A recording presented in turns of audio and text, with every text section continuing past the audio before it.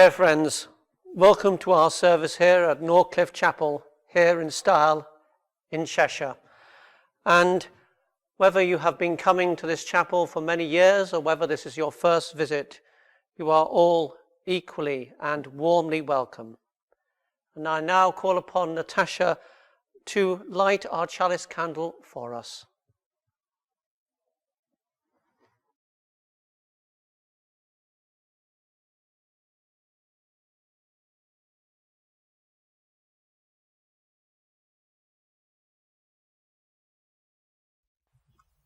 I've been asked to say a few words about what this chapel means to me personally. Christmas Day will be 3 years since I first walked through the doors, and I was greeted by Beryl, and you made me feel so welcome, and it's just been amazing. It's an extension of the family. I've made so many good friends, and I just want to thank you all. Thank you.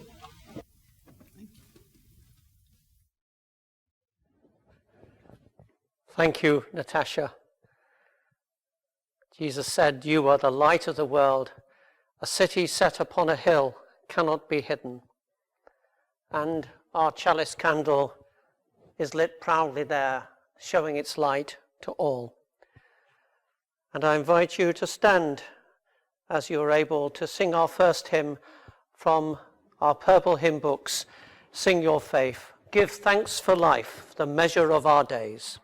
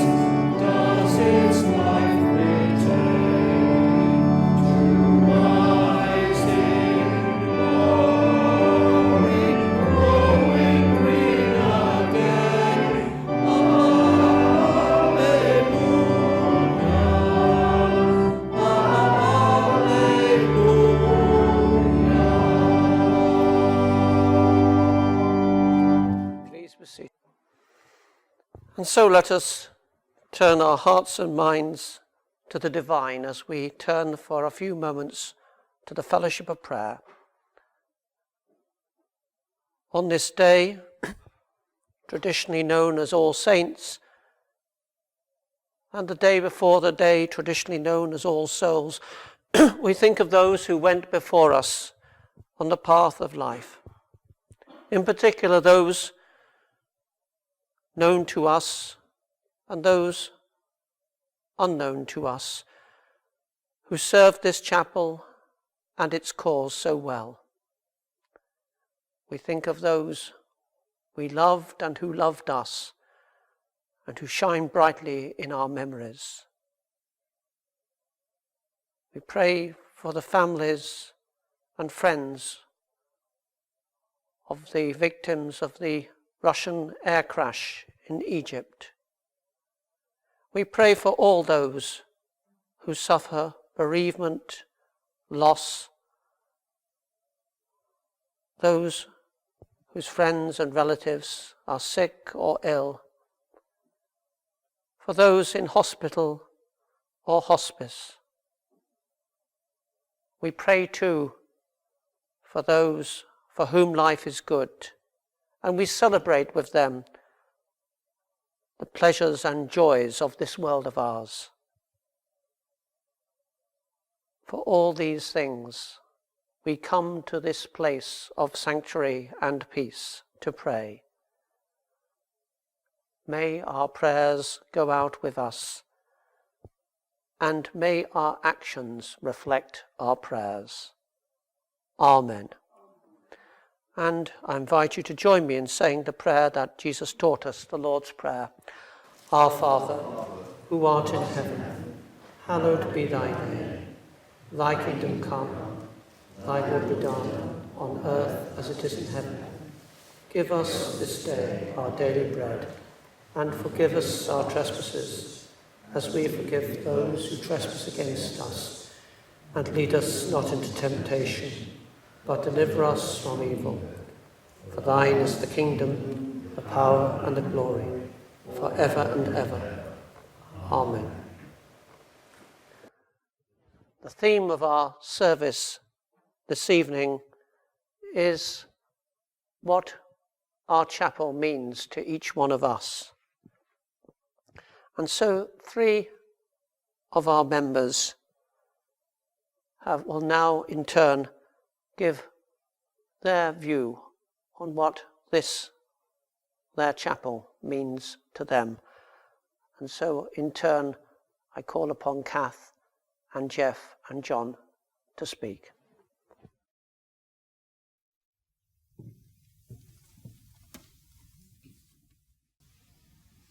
What my chapel means to me. My chapel is a place of sanctuary and calm to me, a place where I am given permission to stop for a short while and connect with my deeper self and reflect. It is a place that represents consistency and continuity in an ever-changing world. It has sustained and supported me through the good times and challenging. It holds memories of those close to me who in previous generations worshipped here, family who have been christened, married, and whose passing was marked here. More than a place, it is a community of souls supporting each other, enabled to look outwardly through its minister, and nourished by compassion and kindness from one to another. It is a place where we celebrate christenings and marriages, but perhaps which more importantly, sustains us through times of difficulty, in loss and in ill health, through which we receive strength and comfort and the encouragement to press on.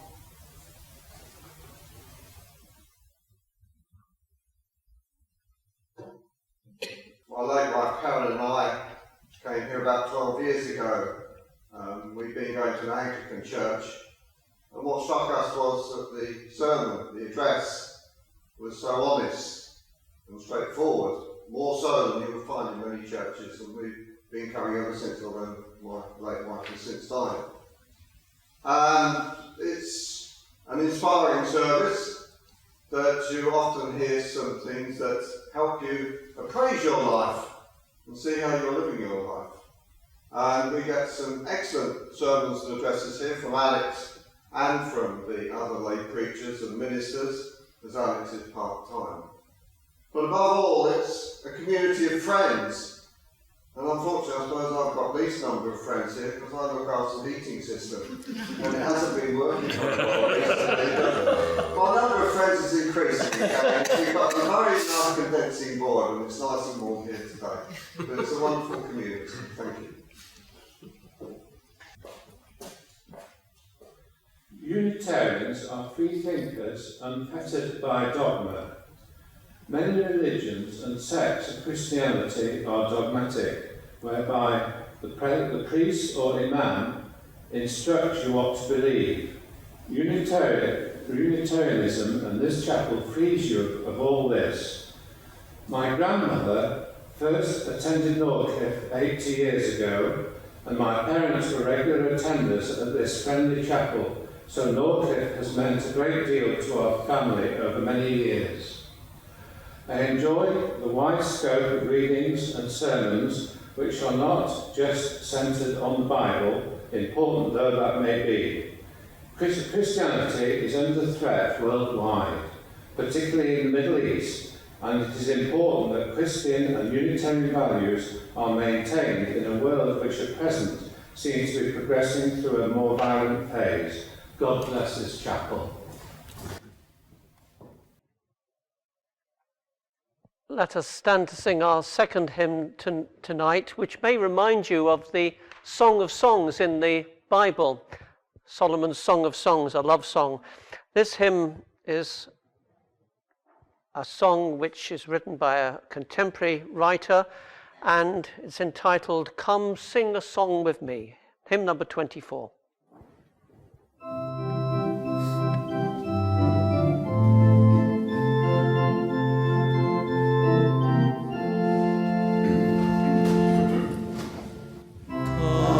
Sing a song with me, come sing a song with me, come sing a song with me, that I might know your mind, and I'll bring you home when hope is hard to find, and I'll bring a song in the winter time.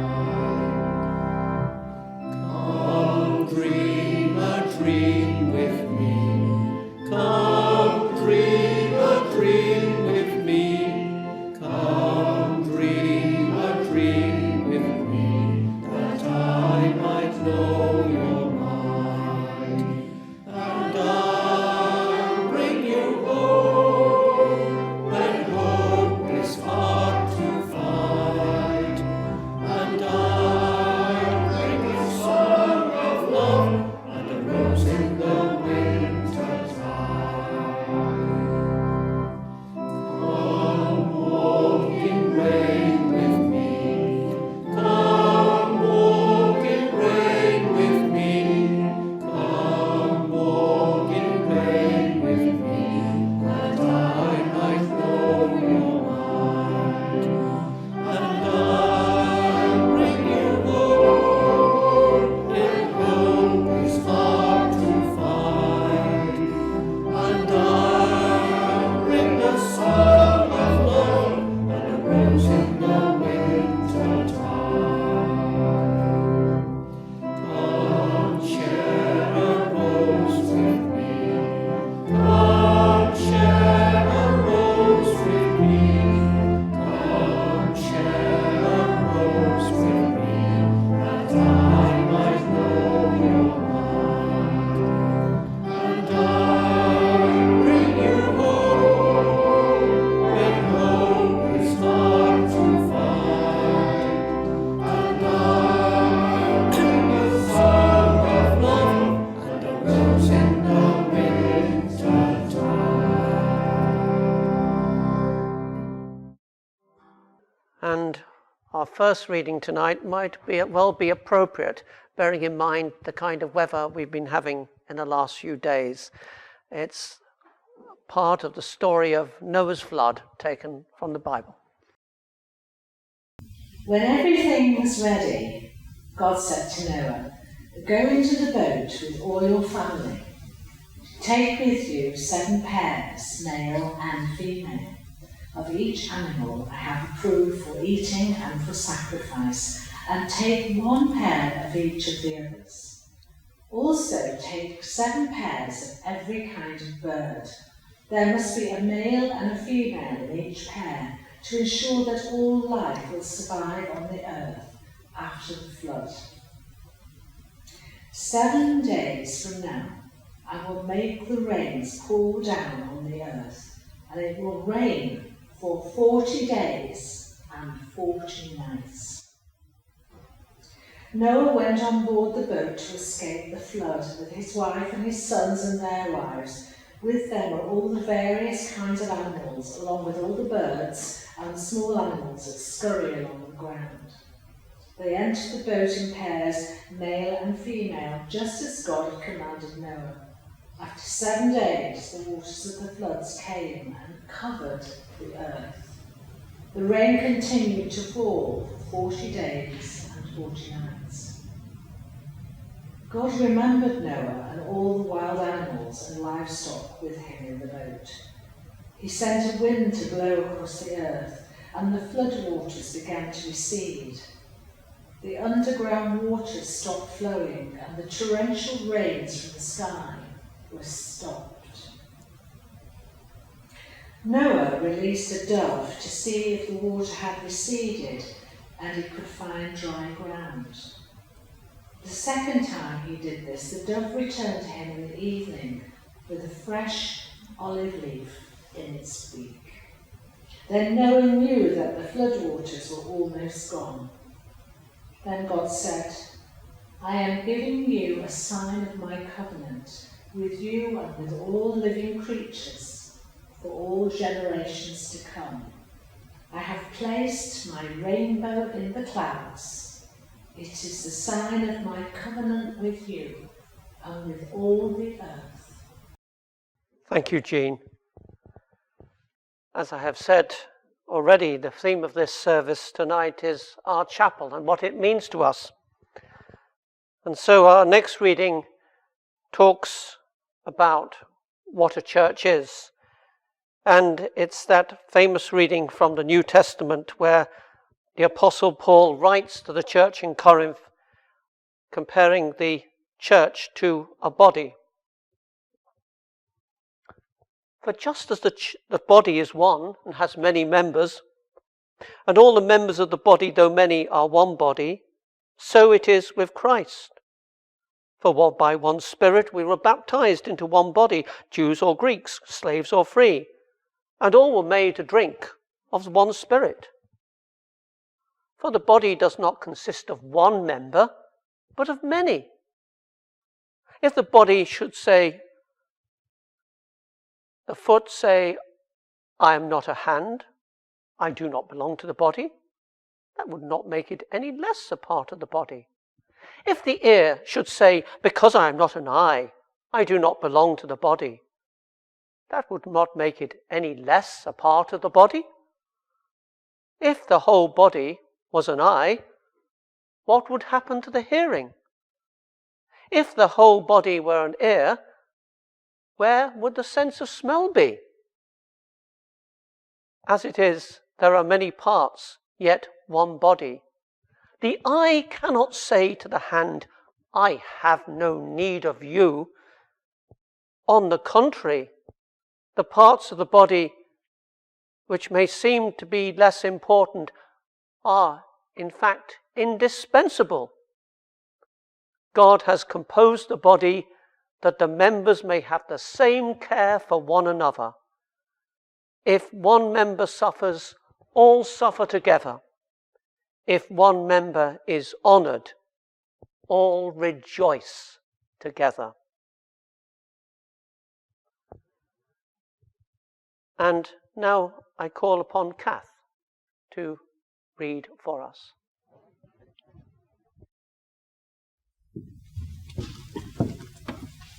This is our church. It is composed of people like us. We make it what it is. We want it to be a church that is a lamp to the path of pilgrims, leading them to goodness, truth, and beauty. It will do this if we do likewise. It will make generous gifts to many causes if we are generous givers. It will bring other people into its worship and fellowship if we ourselves bring them. It will be friendly if we are. Its pews will be filled if we fill them. It will do great work if we work. It will be a church of loyalty and love, of fearlessness and faith, a church with a noble spirit, if we who make it what it is are filled with these qualities. Therefore, we shall dedicate ourselves to the task of being all these things, that which we wish our church to be. Altar flowers are of many species, but all beauty is one. Systems of faith are many, but God is one.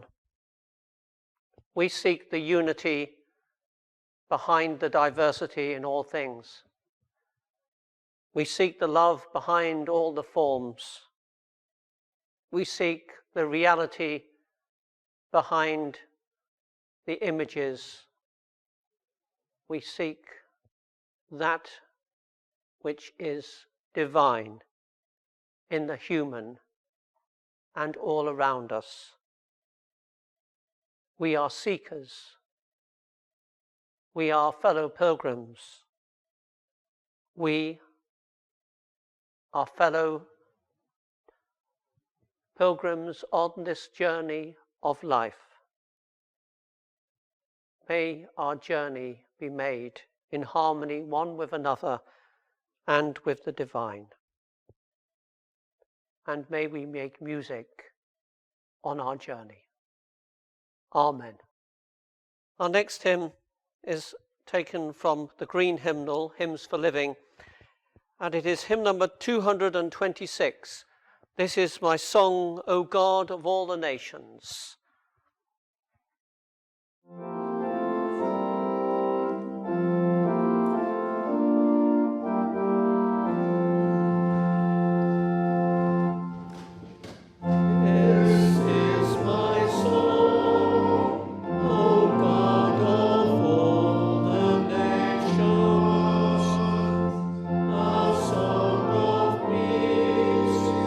For lands afar and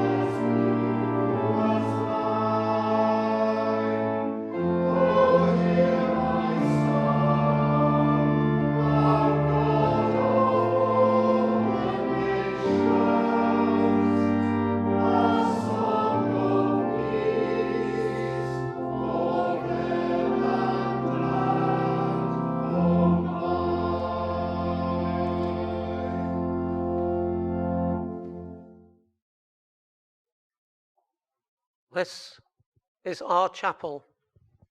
This chapel here in Styal in Cheshire called Norcliffe Chapel. What does it mean to us?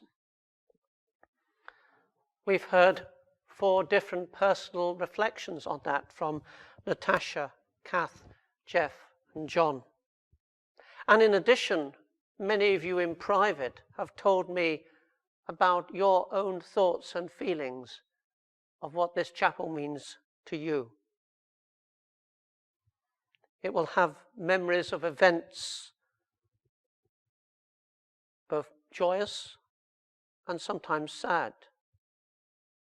It will bring memories of sad and difficult periods in our lives, or happy and joyous ones. And I love those words of Paul the Apostle in that which he says that if one person or member suffers, then all feel that suffering. And conversely, if one is honoured and happy, then all of us feel happy for them.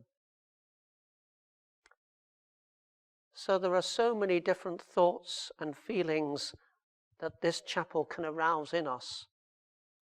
The building itself is special to so many of us. It is indeed a beautiful building. Perhaps we were christened or married here, or both. The music we hear can be a balm and a joy for our spirits. The words we hear from all the wisdom of the world can be an inspiration to us. And it is also part of a greater whole, the Unitarian and Free Christian denomination. And the Unitarian values that we find expressed here are important to us and to me personally. I can remember in my childhood, grown-ups, as they were then to me, talking about going into the church as if the church consisted entirely of vicars, priests, or ministers. But the church is not simply a minister or preacher. Neither is it a building, however beautiful. It is us, you and I, all of us. The church is all of us. I want to speak about 3 different images or similes for our chapel and the church as a whole. Now, like all analogies, they can both be helpful, but also limited in nature. One can only take them so far. All analogies eventually break down at some point. Like a map, it can show the terrain, but it is not the terrain itself. The 3 images I want to think about are the human body, a lighthouse, and a boat. We heard the reading from Paul in the Bible, writing in a letter to the Christian church in Corinth.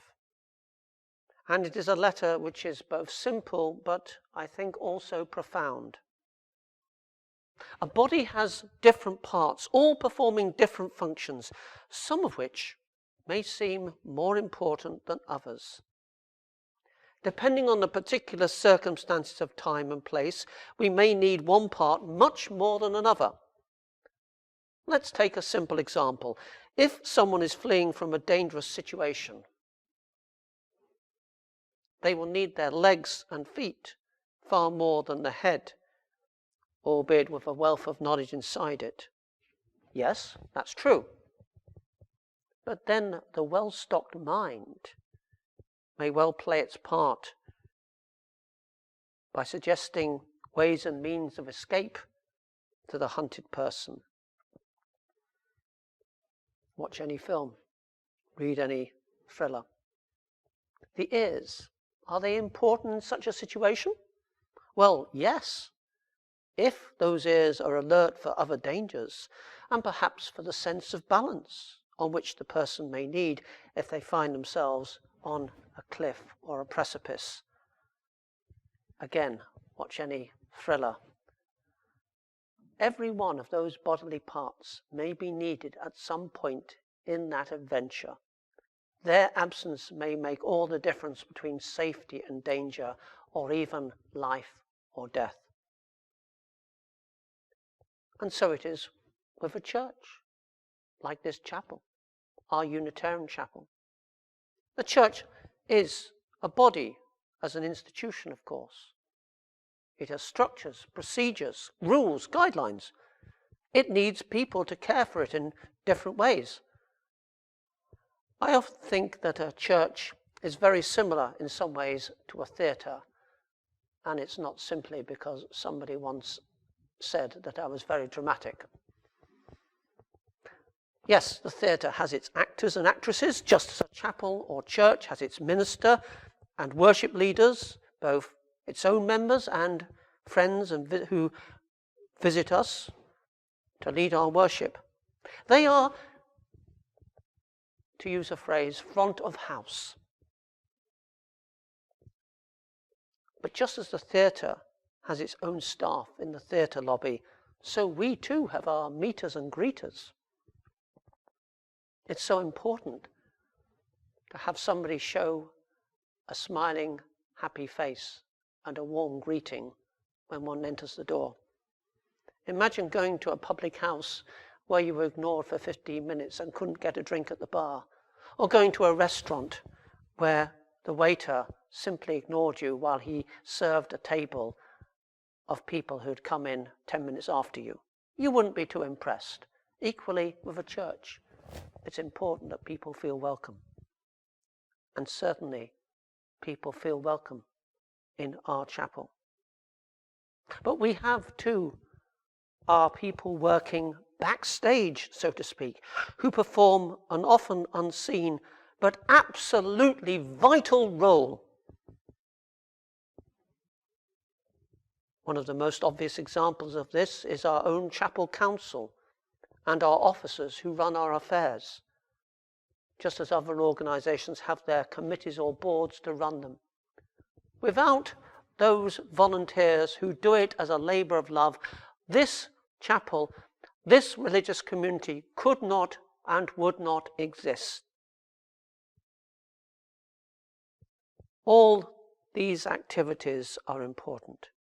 We have people who take care of our building and its physical condition, including, as Jeff pointed out, the heating. That's so important as well. Have you ever been sometimes in places where you feel you're freezing? Well, it's so important to keep our heating going, isn't it? And I don't just mean the hot air that the speaker gives as well. All these activities and the people who undertake them are all members of the whole, forming a greater unity. But aside from these practical points, I think there is a still greater point that arises from all this.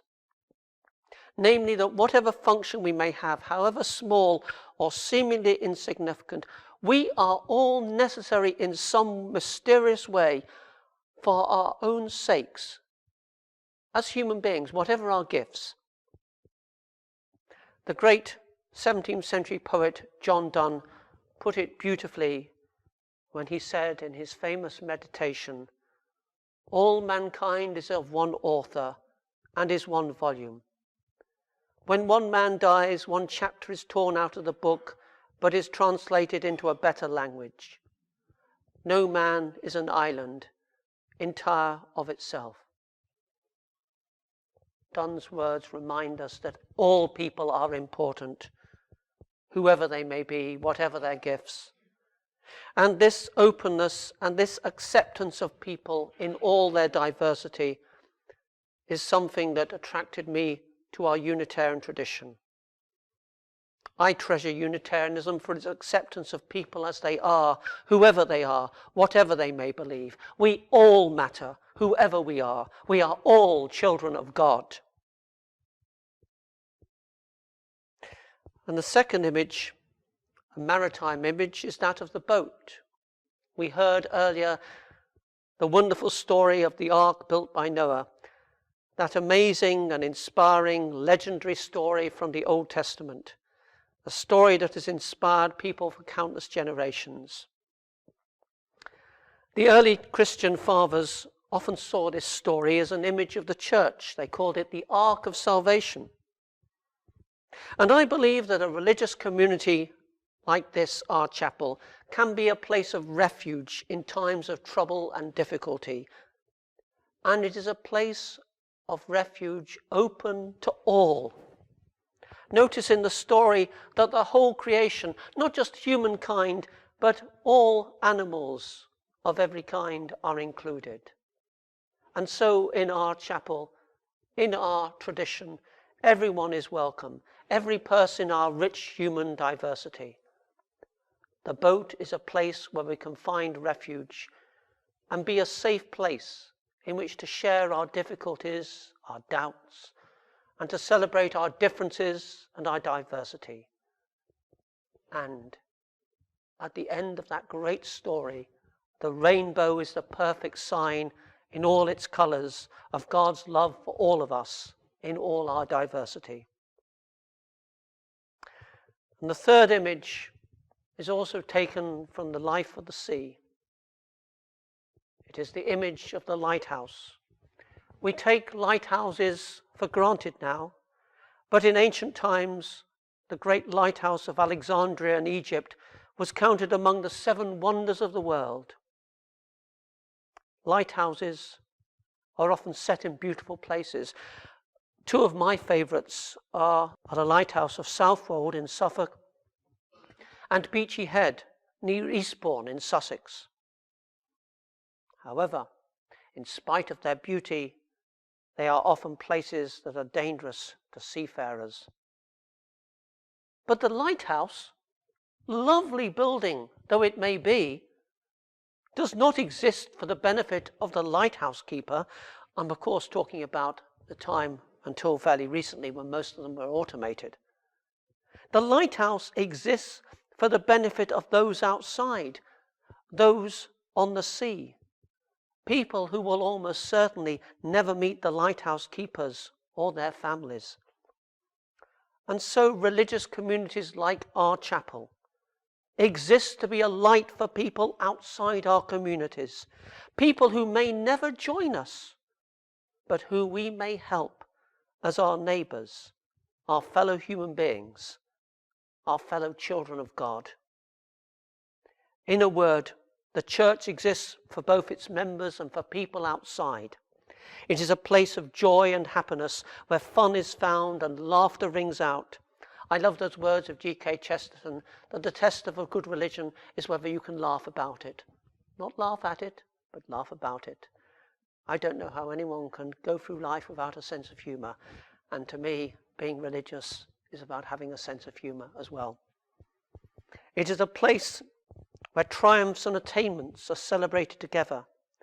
And it is a place too where we can find a listening ear in times of sorrow and hardship. The Unitarian values that our beloved chapel embodies are those that we find in those and other images. It seeks to be a beacon of light and tolerance to our world. It seeks to be an ark of salvation. Whatever, a place where diversity and difference are celebrated.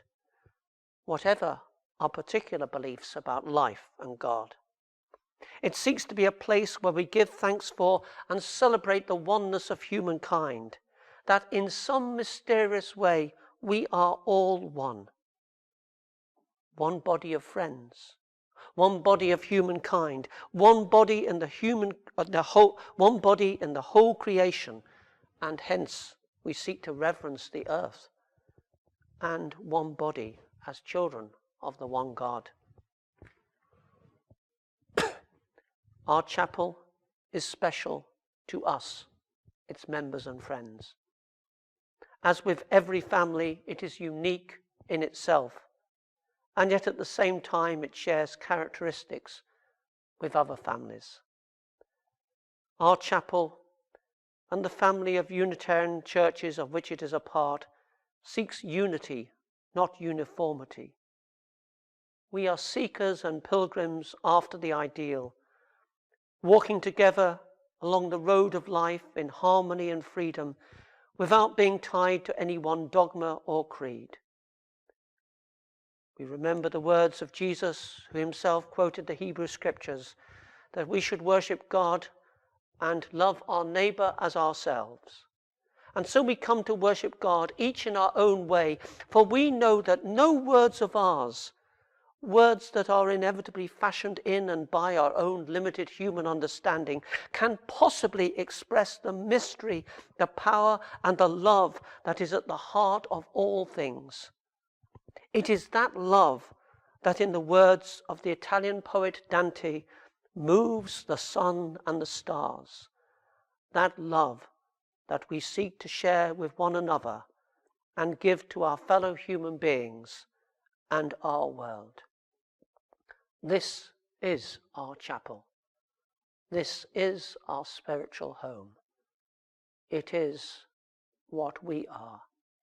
It will be what we will be. This is our spiritual home. This is our faith. Amen. We are seekers and fellow pilgrims along the way, seekers after the divine. And so our next hymn is from that great work of the spiritual life, the Pilgrim's Progress by John Bunyan. He who would true valour see, let him come hither, which is hymn number 150 in our green hymnal.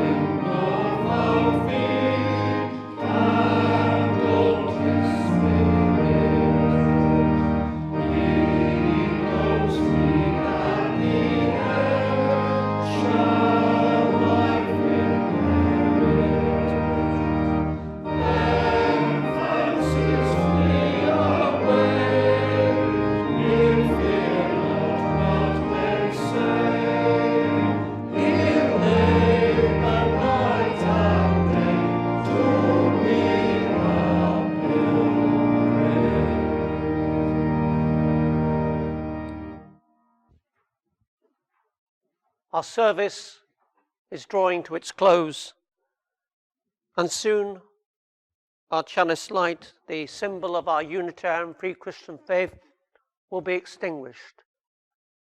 But the love and the light that it symbolizes will go forth from this place inside our hearts and our minds. And so may ours be a religion which, like sunshine, goes everywhere. May we look for the good in all people. May we seek the truth in all sources of inspiration. And may we seek to put our words and faith into deeds and action. And may the love of God give us peace. Amen.